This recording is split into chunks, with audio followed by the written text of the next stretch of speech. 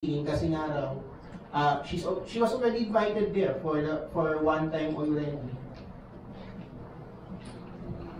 Alam po ninyo, kung makakatulong po yung pag-attend niya doon sa affidavit na kanyang in-issue, definitely. At least po, malinawang po yung mga miyembro po ng committee. At kasi baka mamaya may mga nakalagay doon na hindi naman na ipapaliwanag ng maigi.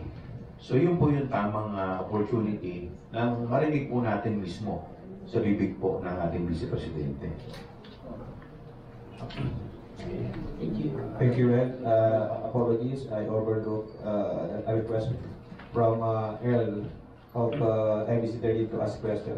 Go ahead, Earl. Thank you po. Last na po, kung paano yung Joel. Meron pong letter from the Presidential Legislative Liaison Office po, addressed to Senate President and then copy furnished to Speaker po, with the President highlighting po yung urgency ng pagpasa ng House Bill 10800 o yung basically yung bill po natin for the budget next year. Statement lang po natin from our end as yung sinabi rin ng Pangulo na sana ma-ensure na itong matapos agad para hindi ma-interrupt po yung government functions na po. Kami naman dito sa House, tapos na kami. And we also expect naman that, we believe that the Senate nasa tamang timeline pa rin naman po sila para kanilang matapos ang pagtalakay ng national budget. Tama po yun. At talaga namang napakahalaga na may pasa po natin yung budget. Nang sa ganun, yung mga programa po na pinapatupad po ng ating Pangulo ay hindi po maantala. Hindi na naman po natin malaman kung may bagyong darating na naman by next year.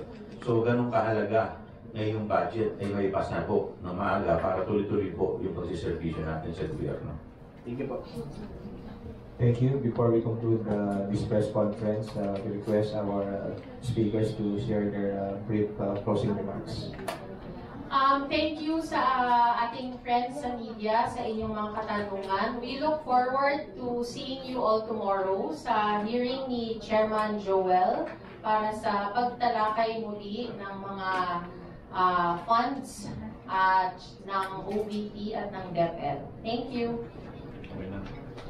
Thank you, Chairman Chua and Assistant Majority Leader Zamora for joining us today. To everyone, maraming salamat po. Magandang tanghali.